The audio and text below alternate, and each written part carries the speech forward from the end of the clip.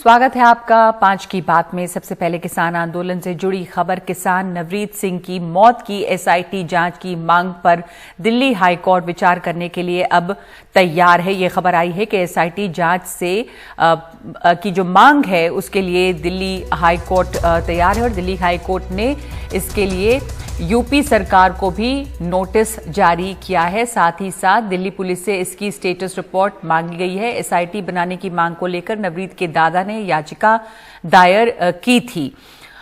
इसी याचिका के बाद ये फैसला लिया गया है। इस पर 26 फरवरी को सुनवाई होनी है।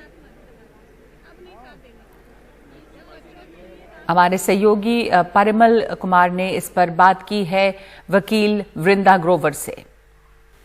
इस वक्त हमारे साथ वृंदा ग्रोवर हैं जो इन्होंने हाई कोर्ट में पैरवी की है उस किसान को लेकर जिसकी मौत हुई थी 26 जनवरी को। मैम, आज कोर्ट ने क्या कहा है? देखिए, हमने ये रिट पिटिशन नवरीत सिंह 25 उम्र जिसकी है, जो किसान ट्रैक्टर रैली में आईटीओ के पास जिसकी मौत हुई, उनके दादाजी की तरफ हरदीप सिंह जी की तरफ से डाली थी ये याचिका। कोर्ट ने हमारी याचिका पर नोटिस इशू किया है। कोर्ट को हमने अपनी बहस में बताया कि इस केस में बहुत सी खामियां हैं। ये जो दिल्ली पुलिस ने बहुत जल्दी ही 26 जनवरी की शाम को ऐलान कर दिया कि ये तो ट्रैक्टर एक्सीडेंट से मौत हुई है, जबकि उस समय कोई तहकीकात नहीं हुई, कोई विवेचना नहीं हुई, कोई सबूत नहीं इकट्ठे किए गए, किसी से कोई पोस्टमार्टम तक नहीं हुआ था। और उस समय अगर आप मीडिया रिपोर्ट्स देखें, जो स्पष्ट रूप से वहां पर नवरीत के साथ जो किसान थे वो कह रहे हैं कि गोली लगी है और वो गोली पुलिस वालों ने मारी है। उसके बाद जो पोस्टमार्टम हुआ है, जो बाद में रामपुर के अस्पताल में होता है, जहां से परिवार है उत्तर प्रदेश में, यहां पर तो दिल्ली पुलिस कुछ करती ही नहीं है, ना कोई इंक्वेस्ट प्रोसीडिंग जो कानूनन आपको करनी होती है, कोई एरिया से एविडेंस नहीं लिया जाता। सिर्फ पुलिस एक काम करती है कि आंध्रा एजुकेशन सोसाइटी, जिसके वहां सीसीटीवी कैमरा लगे हैं, जो सीसीटीवी कैमरा आपको सीधा दिखाएगा कि ये मौत कैसे हुई, वो 4:30 के करीब आके पुलिस की एक पूरी आईपी एस्टेट के पुलिस वाले आके वहां से सीसीटीवी का पूरा डीवीआर लेके चले जाते हैं।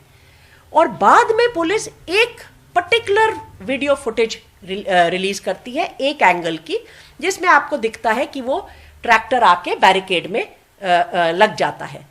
प्रश्न ये है कि वो ट्रैक्टर जब लगता है उससे पहले ही उसको गोली लग चुकी है और उसके कारण वो लूज कर देता है कंट्रोल व्हीकल का और बैरिकेड से स्ट्राइक करके गिर जाता है। जो पोस्टमार्टम रिपोर्ट है वो क्लियरली जो वुंड्स हैं, जो इंजरी है, वो कहानी को साफ दिखाती है। वो क्या कहानी दिखाती है हमको कि ये जो इंजरीज है ये केवल गोली लगने से लग सकती हैं। नेचर ऑफ इंजरी ऐसी है। और ये कौन हमें बता रहा है? 2 एक्सपर्ट्स ने पोस्टमार्टम को रिव्यू किया है। एक यूके में बैठे एक फोरेंसिक एक्सपर्ट ने और एक हिंदुस्तान के एक्सपर्ट ने। दोनों ने इंडिपेंडेंटली एक ही निष्कर्ष निकाला है कि ये हत्या 1 या 2 गोलियों से हुई है। ये एक एक्सीडेंट की इंजरीज हो ही नहीं सकती। कोर्ट से हमने यही मांग की है कि इसमें एक एसआईटी, एक स्पेशल इन्वेस्टिगेशन टीम जो कोर्ट नियुक्त करे, उससे जांच करवाई जाए, क्योंकि दिल्ली पुलिस पर इसमें विश्वास करना परिवार के लिए बहुत मुश्किल है। दिल्ली पुलिस ने अपने आला अफसरों के थ्रू पहले ही बोल दिया था कि हमारे किसी एक्शन से ये मौत नहीं हुई। जब आपने पहले ही एक डिसीजन ले लिया तो आप कैसे एक फेयर इन्वेस्टिगेशन कर सकते हैं? अगली तारीख 26 फरवरी है और उसमें स्टेट को रिपोर्ट फाइल करनी है। कोर्ट ने डायरेक्ट किया है कि इलेक्ट्रॉनिक एविडेंस और सारा सीसीटीवी फुटेज को प्रिजर्व किया जाए और बाकी जो भी डॉक्यूमेंट्स हैं जो हमें नहीं मिले अभी तक वो हमें दिए जाए। एक शुरुआती सफलता हाथ जरूर लगी। बिल्कुल, बहुत बड़ी सफलता है। जो हमने प्रश्न उठाया, कोर्ट ने हमारी बात को ठीक माना कि इसमें नोटिस होकर आगे देखने की जरूरत है कि ये हत्या का मामला है या एक्सीडेंट का मामला है। ये सिर्फ पुलिस के कह देने पर नहीं माना जा सकता। बहुत शुक्रिया हमसे बात करने के लिए। नई दिल्ली से कैमरा पर्सन सुशील राठी के साथ परिमल कुमार, एनडीटीवी इंडिया। तो इस हादसे पे नवरीत सिंह जिनकी मौत हुई है, उनकी मौत किस तरह से हुई? क्या ट्रैक्टर पलटने से हुई या ट्रैक्टर पलटने के पहले ही गोली लगी? इस पर सवाल बने हुए हैं। परिवार चाहता है कि इसकी जांच हो और इस पर अब हाई कोर्ट ने जो एसआईटी की जांच कराने की बात की गुंजाइश बताई है, उस पर हमारे सहयोगी आशीष ने बातचीत की है और ज्यादा जानकारी आशीष से। 26 जनवरी के दिन किसानों की ट्रैक्टर रैली के दौरान जो यूपी के किसान नवरीत सिंह की दिल्ली में मौत हो गई थी और इसके बाद उनके दादा यहां पर आए थे दिल्ली हाई कोर्ट में और पूरी मौत के मामले की जांच एसआईटी से कराने की मांग की गई थी। दिल्ली हाई कोर्ट ने आज एक बड़ी सुनवाई में काफ़ी देर ये सुनवाई चली और एक बड़ा कदम उठाया है और सीधे तौर पर दिल्ली पुलिस से स्टेटस रिपोर्ट मांगी है कि इस मामले में जांच में अब तक क्या आया है। इसके साथ साथ यूपी सरकार को भी नोटिस जारी किया है। तो साफ तौर पर जो दलीलें हरदीप सिंह की तरफ से रखी गई थी विंदा ग्रोवर के द्वारा दिल्ली हाई कोर्ट में, उस पर संतुष्टि जताते हुए आगे की जांच के लिए, आगे परीक्षण के लिए कि क्या इस मामले की जांच को एसआईटी को सौंपा जाए, उसके लिए दिल्ली हाई कोर्ट ने ये नोटिस जारी किया है। तो निश्चित तौर पर यहाँ पर विंदा ग्रोवर ने दिल्ली हाई कोर्ट में कहा कि बहुत सारी ऐसी चीज़ें हैं पोस्टमार्टम रिपोर्ट में भी घाव के निशान हैं, लेकिन ये साफ नहीं है कि वो किसकी वजह से आए, जबकि विदेशों के और देश के जो एक्सपर्ट हैं, फोरेंसिक एक्सपर्ट, वो इन रिपोर्ट और वीडियो टेप पोस्टमार्टम के देखने के बाद ये मान रहे हैं कि ये गोली के घाव भी हो सकते हैं। हालांकि दिल्ली पुलिस लगातार ये कह रही थी कि ये ट्रैक्टर पलटने के कारण किसान की मौत हुई थी, लेकिन उनके दादा की तरफ से हाई कोर्ट में ये बताया गया कि आंध्रा एजुकेशन सोसाइटी जहाँ पर ये पूरी घटना हुई वहाँ पर बहुत सारे कैमरे थे, लेकिन दिल्ली पुलिस ने इस जांच को दबाने के लिए, कुछ तथ्यों को दबाने के लिए सिर्फ एक सीसीटीवी फुटेज, वो भी सिलेक्टिव, जिसमें ट्रैक्टर पलटते हुए दिख रहा है, उसको जारी किया। बाकी जो सीसीटीवी फुटेज है, रॉ जो फुटेज है, उसको कोर्ट के सामने रखना चाहिए और उस पर आगे जांच होनी चाहिए। इसके अलावा उन्होंने कहा कि पोस्टमार्टम का जो वीडियो जो बना है, वीडियो टेप जो है, वो भी यहाँ पर रखा जाए और इसके साथ साथ एक्सरे रिपोर्ट भी दी जाए ताकि ये तमाम चीज़ें साबित करे। दिल्ली पुलिस पर आरोप लगाया कि जानबूझकर इस मामले को ऐसा बनाया जा रहा है और वहीं पर दिल्ली पुलिस की तरफ से राहुल मेहरा पेश हुए और उन्होंने ये बताया कि दुर्भाग्यपूर्ण घटना है, लेकिन क्राइम ब्रांच के मुताबिक इस पूरे मामले में एक डिटेल स्टेटस रिपोर्ट दाखिल की जाएगी और ये भी कहा कि उन्हें दस्तावेज या सीसीटीवी फुटेज साझा करने से कोई गुरेज नहीं है, वो कर सकते हैं। इस पर जस्टिस योगेश खन्ना की जो पीठ थी, उन्होंने नोटिस भी जारी किया और दिल्ली पुलिस को एक स्टेटस रिपोर्ट दाखिल करने को कहा है। 26 फरवरी को अगली सुनवाई होगी। नई दिल्ली से आशीष भार्गव, एनडीटीवी इंडिया। और किसान कल पूरे राजस्थान में टोल प्लाजा को फ्री करवाएंगे। संयुक्त किसान मोर्चा ने किसान आंदोलन को और तेज करने का ऐलान करते हुए अपनी आगे की रणनीति का ऐलान किया है।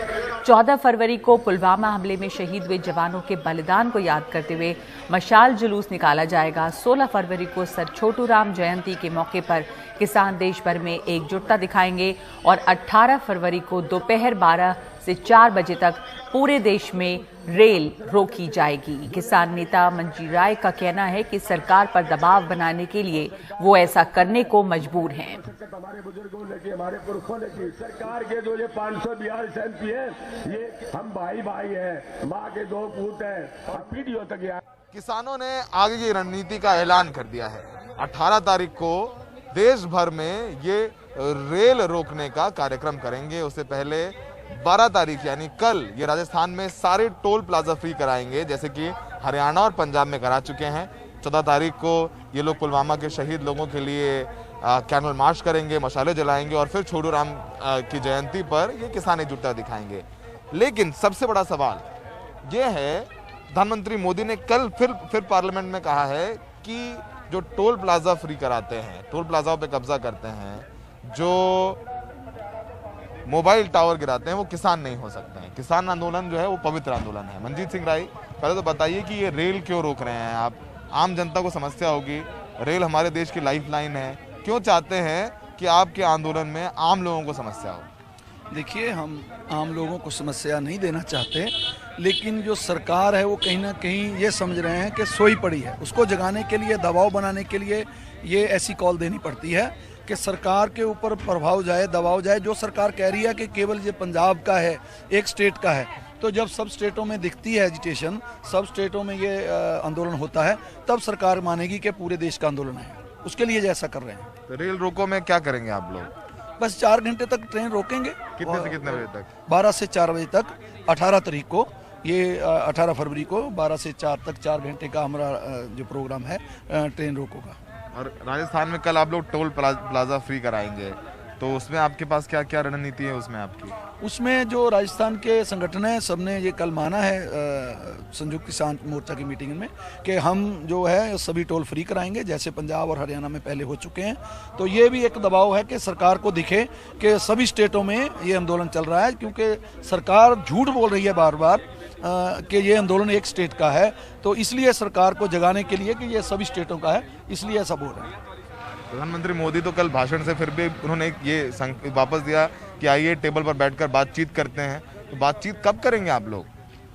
देखिए हमको भेजें, कोई लेटर भेजें। पहले हमारी ये उनसे मांग है कि जो इस 26 को जो लड़के गुस्साए हुए अंदर चले गए, जो भड़काहट में आकर चले गए, जो लाल किला पहुंचे भी नहीं बहुत लड़के, तो ऐसे 25-25, 30-30 किलोमीटर से पकड़ के उनको अरेस्ट कर लिया, नजायज पर्चे। और ऐसे यहाँ से सिंगू बॉर्डर से अंदर चले गए, कोई दाल सब्जी लेने चला गया, उसको भी पकड़ के पर्चा डाल दिया। तो ऐसे जो लड़के किसान हमारे पकड़ रखे हैं उनको छोड़ा जाए। दबाव जो है सरकार हमारे ऊपर बनाना चाहती है, उनको लड़कों को पकड़कर उनको जब रिलीज करेंगे, माहौल अच्छा होगा तो बात करेंगे। आप लोग क्या इंतजार कर रहे हैं कि सरकार बुलाए, बातचीत करने के लिए जाएंगे आप लोग? बिल्कुल बिल्कुल। देखिए बिना बुलाए किसी के घर थोड़ी ना कोई, बिना बुलाए कौन बाराती जाता है भाई। तो सरकार अगर अपने घर बुलाना चाहती है तो बुलाए हमको, हम जाएंगे। और एक ब्रेक ले रहे हैं। ब्रेक के बाद आखिर 9 महीने की तनातनी के बाद भारत और चीन की सेनाएं अब पीछे हटने की तैयारी में।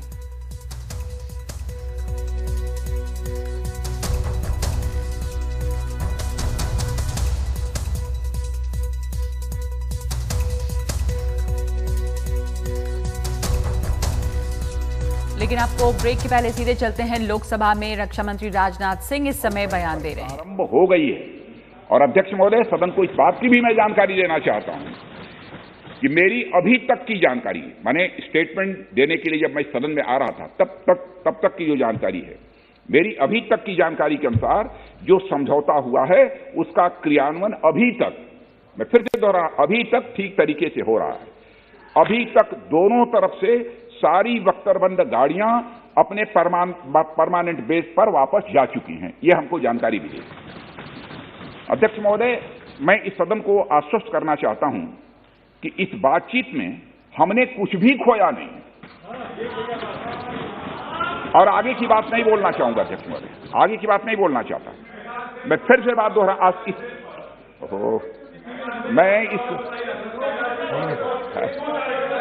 आपका कोई दर्द चिंता मत करिए, ज्यादा चिंता है। मैं इस सदन को पुनः आश्वस्त करना चाहता हूं कि इस बातचीत में हमने कुछ भी खोया नहीं। मैं सदन को यह भी जानकारी देना चाहता हूं कि अभी भी एलएसी पर डिप्लॉयमेंट तथा पेट्रोलिंग के बारे में कुछ आउटस्टैंडिंग इश्यूज बचे हैं। इन पर हमारा ध्यान आगे की बातचीत में रहेगा। दोनों पक्ष इस बात पर सहमत हैं कि बाइलेटरल एग्रीमेंट्स तथा प्रोटोकॉल के तहत पूर्ण डिसएंगेजमेंट जल्द से जल्द कर लिया जाए, यह सहमति बनी है। अब तक की बातचीत के बाद चीन भी देश की संप्रभुता की रक्षा के हमारे संकल्प से अवगत है। हमारी अपेक्षा है कि चीन द्वारा हमारे साथ मिलकर बचे हुए मुद्दों को हल करने का पूरी गंभीरता से प्रयास किया जाएगा। अध्यक्ष महोदय, मैं इस सदन से आग्रह करना चाहता हूं कि मेरे साथ संपूर्ण सदन हमारी आर्म्ड फोर्सेज की इन विषम एवं भीषण बर्फबारी की परिस्थितियों में भी शौर्य एवं वीरता के प्रदर्शन की भूरी प्रशंसा की जानी चाहिए।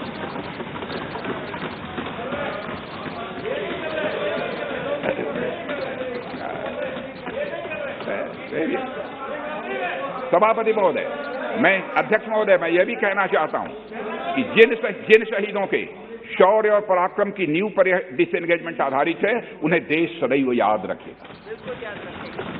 अध्यक्ष महोदय, मैं आश्वस्त हूं कि यह पूरा सदन, चाहे कोई भी किसी दल का क्यों न हो, देश की संप्रभुता, एकता, अखंडता और सुरक्षा के प्रश्न पर एक साथ खड़ा रहेगा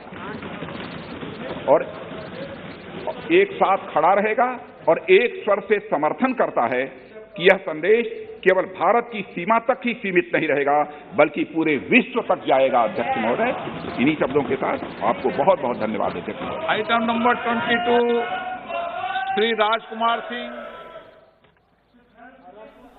item number 20 Rajkumar Singh ji. I rise fully on the Raksha Mantri Rajnath Singh इस समय सीमा विवाद पर बात कर रहे हैं लोकसभा में और ये भी जानकारी दी है कि दोनों पक्ष पीछे हटने के लिए तैयार हैं। पैंगोंग झील के आसपास पूर्वी लद्दाख में पिछले 9 महीने से जो तनातनी जारी है उसके बाद से भारत और चीन की सेनाएं जो हैं अब वो पीछे अपनी सेनाओं को पीछे हटा रहे हैं और पेट्रोलिंग अस्थायी रूप से स्थगित रहेगी, ये जानकारी दी है रक्षा मंत्री ने। कल रात से समझौते का पालन शुरू हो जाएगा और ये भी जानकारी दी है कि एक भी इंच जमीन जो है वो किसी को नहीं लेने दी जाएगी। गतिरोध से पहले की जो स्थिति है वो बनेगी, यानी कि जो पहले की स्थिति बनी हुई थी इस टकराव के पहले उस पर वापस जाने के लिए बातचीत के जरिए ये समझौता हुआ है। तो इस समय एक ब्रेक ले रहे हैं हम। 2021 की ओर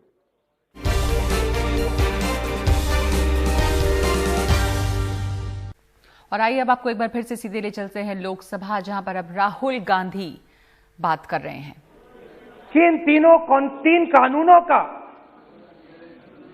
कंटेंट और इंटेंट क्या है। तो पहले कानून का कंटेंट, कोई भी व्यक्ति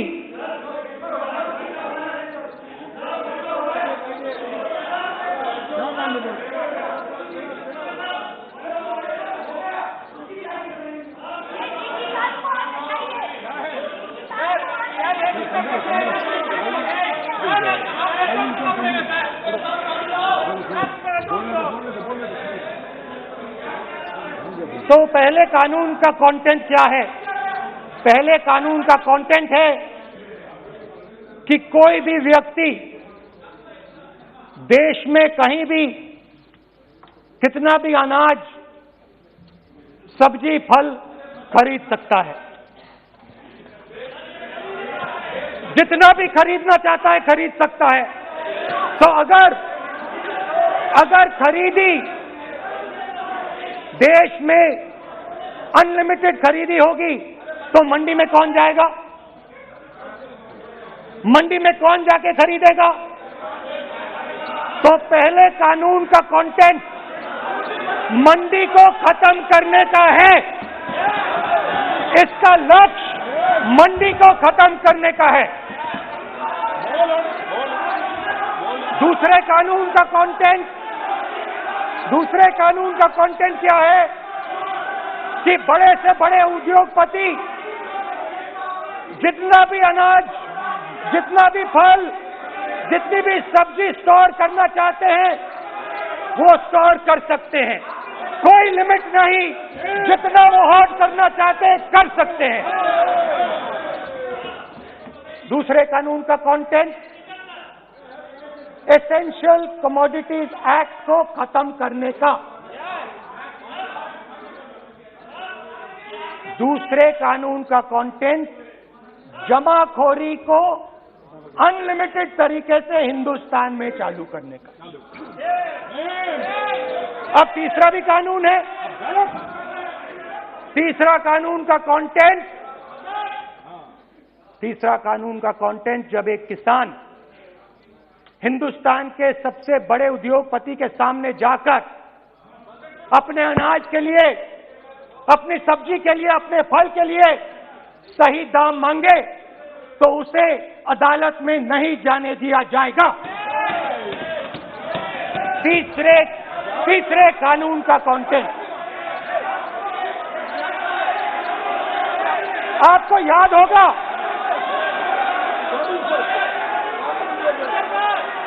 स्पीकर सर,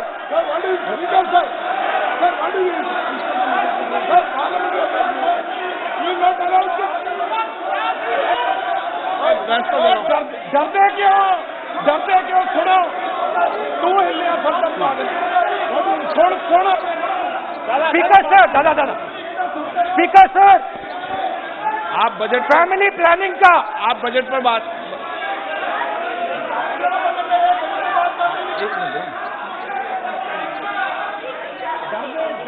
आप सर, सालों पहले फैमिली प्लानिंग का एक नारा था, आपको याद होगा, हम दो हमारे दो।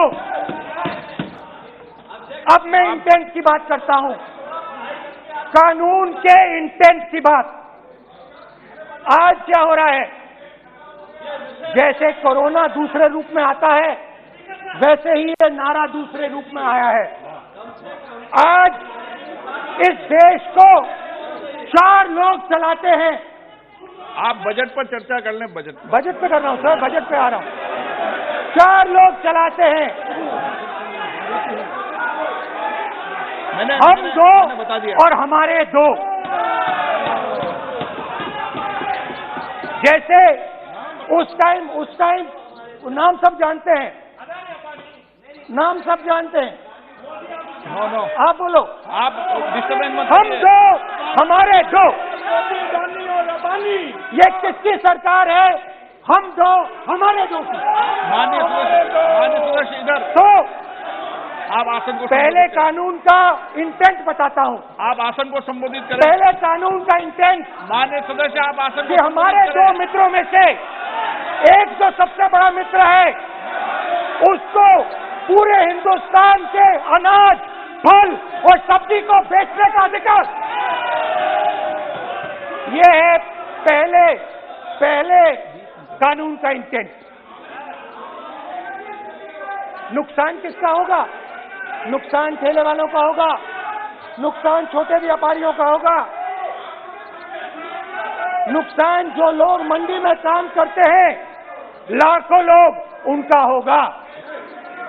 अब चलिए दूसरे कानून की इंटेंट की बात करते हैं।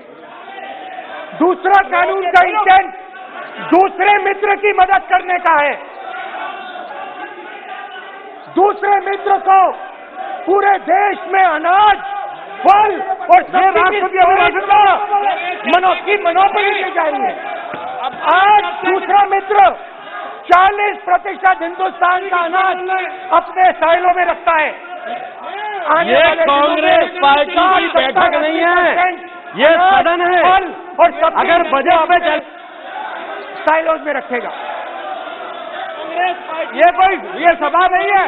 प्रधानमंत्री कहते हैं सर मैं अध्यक्ष जी आपको कहना चाहता हूँ, आपने बजट के लिए चर्चा के लिए पुकारा। मैं बता रहा हूँ, एक मिनट बैठिए। माननीय सदस्य, आज बजट पर चर्चा है, मैं आग्रह करता हूँ। प्रधानमंत्री कहते हैं बजट पर कि मैंने ऑप्शन दिया है। हाँ, आपने ऑप्शन दिया है। 3 ऑप्शन दिए हैं। पहला ऑप्शन भूख, दूसरा ऑप्शन बेरोजगारी, तीसरा ऑप्शन आत्महत्या। ये 3 ऑप्शन आपने दिए हैं। अब देखिए मामला क्या है। मामला ये है कि हिंदुस्तान का सबसे बड़ा बिजनेस, सबसे बड़ा व्यापार एग्रीकल्चर का है। अब बजट 40% आबादी इससे जीती है। 40 लाख करोड़ रुपए का धंधा है। इसमें किसानों को फायदा मिलता है,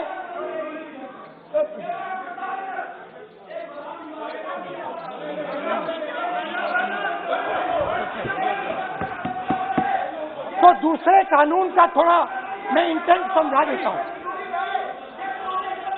दूसरे कानून का इंटेंट है, पानी दो, पानी गिर जाएगा, पानी दो। दूसरे कानून का इंटेंट है कि एक व्यक्ति को आप पूरे देश के अनाज की स्टोरिंग की मोनोपोली दे दो, और जब किसान अपने अनाज के लिए सही दाम मांगने जाएगा तो जिसके पास स्टोरेज की मोनोपोली होगी वो मार्केट में अनाज डालेगा और किसान से कम पैसे में खरीद करेगा। और जब वही किसान कंज्यूमर बन के अपना ही माल खरीदने जाएगा तो वही व्यक्ति अपने गोदाम से बजट पे चर्चा है सर, बजट पे चर्चा है। राष्ट्रपति अभी भाषण पे आपने चर्चा समाप्त कर दी, प्रस्ताव पास करके राष्ट्रपति जी को भेज दिया। अब उसी पे चर्चा करके राष्ट्रपति जी का भी और आपका भी अपमान कर रहे हैं सर।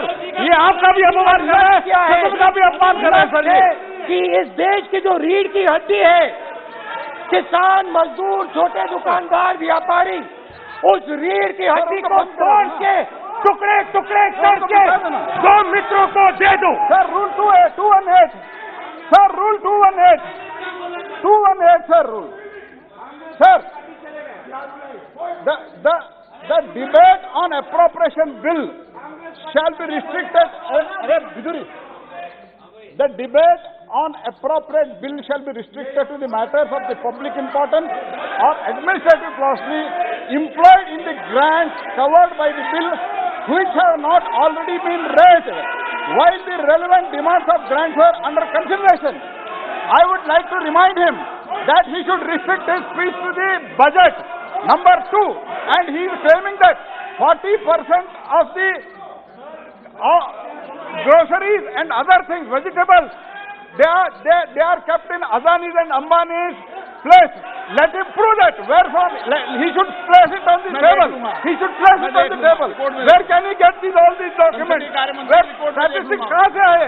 इसको ऑथेंटिकेट करना है. रिकॉर्ड में नहीं जाएगी. चलिए बैठिए. आप बोलने दे रहे क्या? सर आपने माइक बंद कर दिया. बोलने दीजिए. बैठिए. माइक बंद कर दिया सर आपने. सर बैठिए. आप तो डिस्टर्बेंस कर. आप बोलने दीजिए ना. आप कोई रूल बता रहे हैं क्या? आप कोई रूल बता रहे हैं?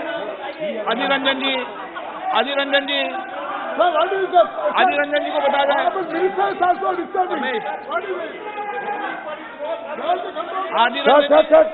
Sir 2214. Sir rule 214. Sir discussion of a general character. Sir discussion of a general character may be allowed on the motion or any amendment moved thereto, but the details of the grants shall not be discussed further than is necessary to develop the general point.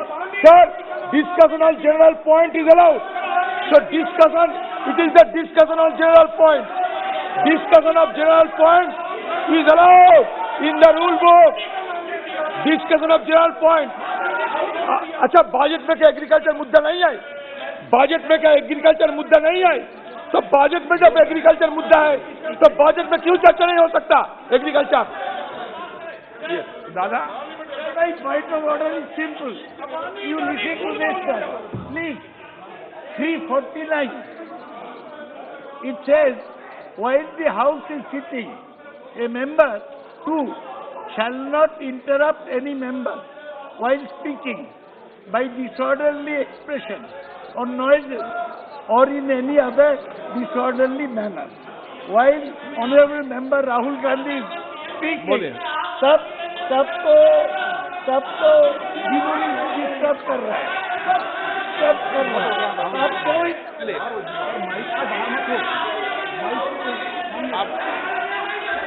आप ये क्या कल नहीं था क्या?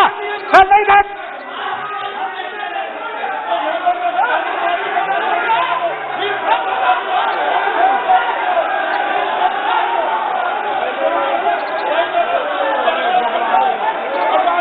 का नाम खुद ले दिया.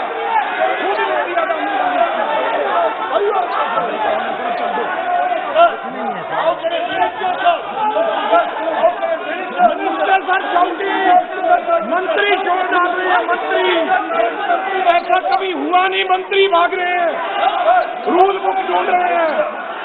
अरे क्यों घबरा गए? अभी तो बोले ही 5 मिनट है. अभी तो बोले ही 5 मिनट है. तो हम दो हमारे दो.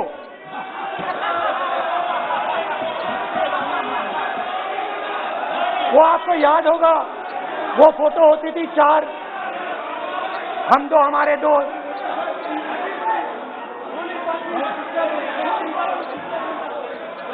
क्यूट से चेहरे थे, सुंदर सुंदर चेहरे, मोटे मोटे चेहरे. हम दो हमारे दो. खैर इससे होगा क्या? जब ये कानून लागू होंगे तो जो इस देश के किसान हैं, इस देश के मजदूर हैं, छोटे व्यापारी हैं, इनका धंधा बंद हो जाएगा. इनमें से किसानों की खेत चली जाएगी, किसान को सही दाम नहीं मिलेगा, छोटे दुकानदारों की दुकान बंद हो जाएगी और सिर्फ दो लोग, हम दो और हमारे दो इस देश को चलाएंगे। हिंदुस्तान का फूड सिक्योरिटी का सिस्टम है वो नष्ट हो जाएगा और पहली बार सालों बाद एक बार फिर पहली बार हिंदुस्तान के लोगों को भूख से मरना पड़ेगा। रूरल इकोनॉमी नष्ट हो जाएगी और ये देश रोजगार नहीं पैदा कर पाएगा। ये नई चीज नहीं है। ये आप मत सोचिए कि ये नया अटेम्प्ट है, पहला अटेम्प्ट है। ये पहला नहीं है। ये काम प्रधानमंत्री ने हम दो हमारे दो के लिए पहले नोटबंदी में शुरू किया था। पहली चोट नोटबंदी थी। आइडिया किया था गरीबों से, किसानों से, मजदूरों से उनका पैसा लो, बैंक में डालो और हम दो हमारे दो के जेब में डालो। स्मॉल मीडियम सेक्टर को खत्म कर दिया, किसानों को बर्बाद कर दिया। वहां नहीं रुके, फिर गए जीएसटी, गब्बर सिंह टैक्स, 5 अलग अलग टैक्स और फिर से उन्हीं बेचारों पर आक्रमण, उन्हीं किसानों पर, उन्हीं मजदूरों पर, उन्हीं व्यापारियों पर आक्रमण। फिर कोरोना आता है। कोरोना के समय मजदूर चिल्ला चिल्ला के कहते हैं हमें बस का टिकट दे दीजिए, हमें ट्रेन का टिकट दे दीजिए। नहीं नहीं नहीं, तुम्हें नहीं मिलेगा, तुम पैदल घर जाओगे। मगर टैक्स माफ जरूर होगा, माननीय सदस्य जरूर होगा। माननीय 5-10 उद्योगपतियों का टैक्स होगा। माननीय सदस्य प्लीज एक मिनट बैठिए। मैं माननीय सदस्य से भी आग्रह कर रहा हूं, इधर भी आग्रह कर रहा हूं। माननीय सदस्य, आज बजट पर चर्चा है।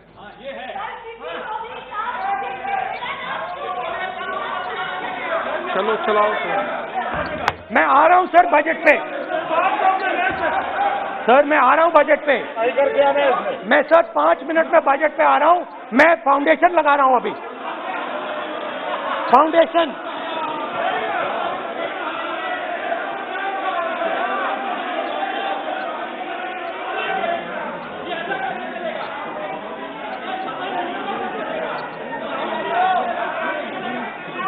तो पहले नोटबंदी, फिर जीएसटी, फिर कोरोना के समय उन्हीं 4, 5, 10 लोगों को पूरा का पूरा कर्जा माफ, 10 लाख करोड़ रुपए जो भी था कर्जा माफ। मगर हुआ क्या? हिंदुस्तान का रोजगार का जो सिस्टम है, जो स्मॉल एंड मीडियम इंडस्ट्री है, वो खत्म हो गई। आज ये देश रोजगार नहीं पैदा कर सकता है, सीधी सी बात। और आज नहीं, कल भी ये देश रोजगार नहीं पैदा कर पाएगा, क्योंकि आपने इस देश की रीढ़ की हड्डी तोड़ दी है। किसान की, मजदूर की, छोटे दुकानदार की, स्मॉल मीडियम बिजनेस की रीढ़ की हड्डी तोड़ दी।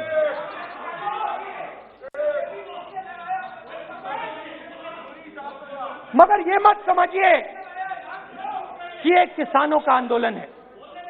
ये किसानों का आंदोलन नहीं है। आपको बात अभी समझ नहीं आई है। ये देश का आंदोलन है और ये किसान सिर्फ रास्ता दिखा रहा है। किसान अंधेरे में टॉर्च दिखा रहा है और एक आवाज से ये पूरा देश उठने वाला है।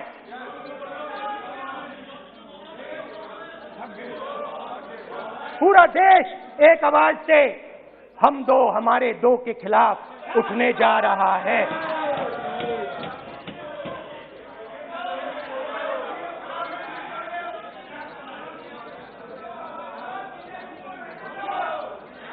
और ये याद रखिए, मैं कह रहा हूं, लिख के ले लीजिए। आप सोचते हो कि हिंदुस्तान के किसान को, मजदूर को, छोटे दुकानदार को अपने पैसे से, अपने धन से परे कर सकते हो, ये आप सोचते हो। आप ये सोचते हो। आप लिख के ले लो मुझसे, किसान 1 इंच पीछे नहीं हटने वाला है। किसान आपको हटा देगा, मजदूर आपको हटा देगा, छोटा दुकानदार आपको हटा देगा, मगर वो पीछे 1 इंच नहीं हटने वाला। आपको कानून वापस लेना ही पड़ेगा। अब बात करते हैं बजट की। जब बजट पर बातचीत करने की बात उठी थी, प्रेसिडेंट एड्रेस पे बात करने की बात उठी थी, तो हमने कहा था, विपक्ष ने कहा था, हमें किसानों के आदर करने के लिए किसानों के सब्जेक्ट पे अकेला बोलने दीजिए, एक साथ हम सब मिलकर किसानों के मुद्दे पे बोलेंगे। स्पीकर सर ने सरकार से पूछा और सरकार ने कहा नहीं, किसानों के मुद्दे पर चर्चा नहीं होगी, बजट पे होगी और प्रेसिडेंट एड्रेस पे होगी, अलग चर्चा किसान के मुद्दे पे नहीं हो सकती। तो प्रोटेस्ट में मैं कह रहा हूं, मैं बजट पे आज यहां टिप्पणी नहीं करने वाला हूं। मैं आज सिर्फ किसान के मुद्दे पे बोलूंगा और उसके बाद मैं अपना मुंह चुप कर दूंगा। अंत में मैं कहना चाहता हूं कि जो 200 किसान शहीद हुए, उनको इन लोगों ने श्रद्धांजलि नहीं दी। मैं सब सांसदों से कहना चाहता हूं, मैं अपने भाषण के बाद 2 मिनट शहीदों के लिए मौन रहूंगा। आप मेरे साथ खड़े हो जाइए। धन्यवाद।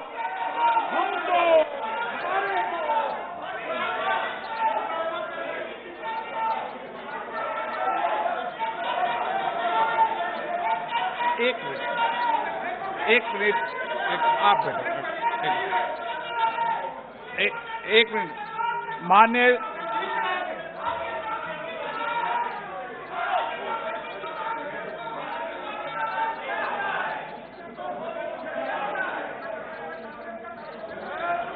सदस्यगण, प्लीज बैठिए, माननीय, प्लीज बैठिए। माननीय सदस्यगण, इस सदन को चलाने की जिम्मेदारी आपने मुझे दी है और कोई भी माननीय सदस्य कहेगा मैं आज उत्तराखंड के मरे लोगों पर श्रद्धांजलि अर्पित करता हूं, कोई कहेगा कि मैं आज बॉर्डर पर मरे श्रद्धांजलि अर्पित करूं, ये जिम्मेदारी आपने मुझे दी है। आप बोल रहे हैं तो नहीं, आप बोलने पहले आप बोल लो, तो बोल रहे तो आप बोलने कहां दे रहे? तो मेरा माननीय सदस्य, आप वरिष्ठ सदस्य हैं, आप सबने मुझे इस अध्यक्ष की जिम्मेदारी दी है। इस तरीके का व्यवहार करना सदन में मैं सोचता हूं कि उचित नहीं है और ये गरिमा में भी नहीं है, क्योंकि इसलिए मैं माननीय सदस्यगण आग्रह करूंगा कि हमें सैनिकों के प्रति सबका सम्मान है, पूरे सदन का सम्मान है, 130 करोड़ जनता का सम्मान है, लेकिन सदन की गरिमा और संचालन की जिम्मेदारी मुझे दी है। आप कभी भी कोई ऐसा विषय है तो मुझे लिखकर दें, मैं आपके विषय पर सभी लोगों से चर्चा करके आदर करूंगा, लेकिन कम से कम सदन चलाने की जिम्मेदारी जिसको आपने दी है उसको करें। मैं देखूंगा इसको, ठीक है। अनुराग ठाकुर जी, माननीय सदस्य प्लीज, आपको इजाजत नहीं दी मैंने, आपको इजाजत दी, आपका कोई नोट नहीं हो रहा।